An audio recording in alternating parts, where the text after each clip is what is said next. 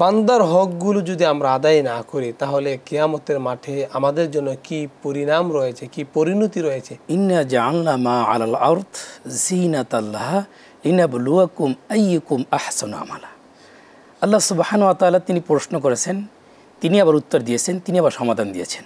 আমি সমস্ত পৃথিবীকে সৃষ্টি করেছি সৌন্দর্য স্বরূপ, জিনাতাল্লাহা। লিমাযা, কেন? লিনাবলুয়াকুম আইয়ুকুম আহসানু আমালা।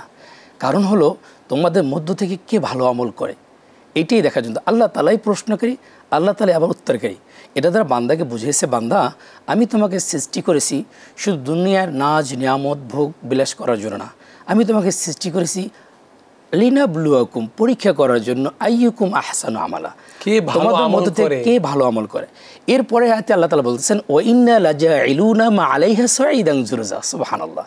এরপর আল্লাহ তাআলা বলতেছেন যে বান্দা তুমি এই চাকচিকির পিছনে পড়ে তুমি ধ্বংস হয়ে যেও না। ওয়া ইন্না লাজাইলুনা মা আলাইহা সাঈদান জুরজা, দেখে শুনে রাখো, এই সব সৌন্দর্য আমি সাজিয়েছি জাস্ট সাজানোর জন্য, এর ভিতর তুমি পড়ো না, কারণ এগুলো সব কিছু একবার ধ্বংস হয়ে যাবে, জুরুজা হয়ে যাবে, এর কোনো উৎপাদন শক্তি থাকবে, মাটি ফসল উৎপাদন করতে পারবে না। এগুলো সব নিছক একটা দুনিয়া। সম্মানিত দর্শকদেরকে আমিও বলবো এটাই, যে আমরা যে যা দেখতেছি বাস্তবত এটা আমাদের সাথে যাবে না, আমাদের সাথে যাবে আমাদের আমল।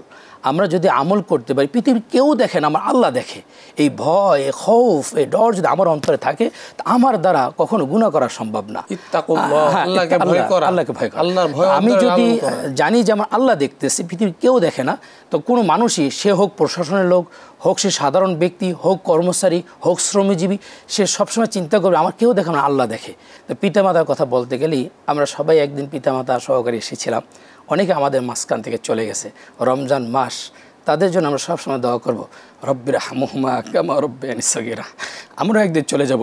50 বছর আগে আমাদের আলোচনা ছিল না, 50 বছর পরেও আমাদের আলোচনা থাকবে না।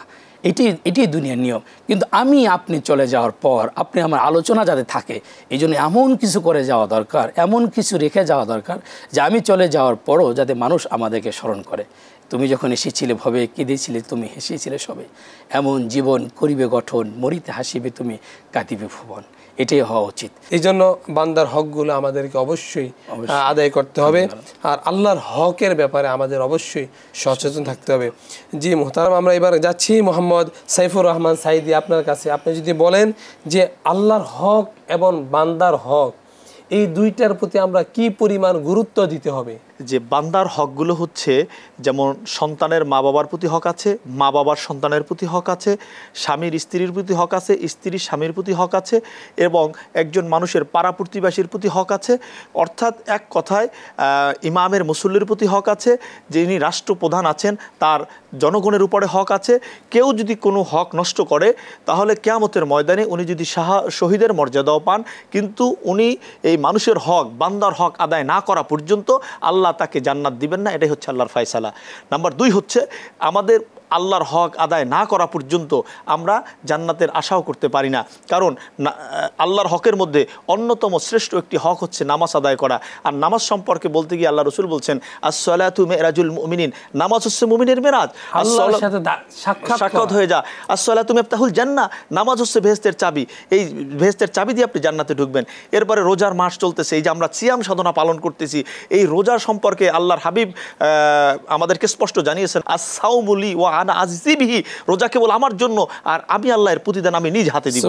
তো এই জন্য, এবং রোজাদারের জন্য আল্লাহ রাব্বুল আলামিন একটা তোরণ বানিয়েছেন, গেট বানিয়েছেন, যেই গেটটির নাম হচ্ছে বাবে রয়্যান, অর্থাৎ রোজাদাররাই এই গেট দিয়ে জান্নাতে প্রবেশ করবে।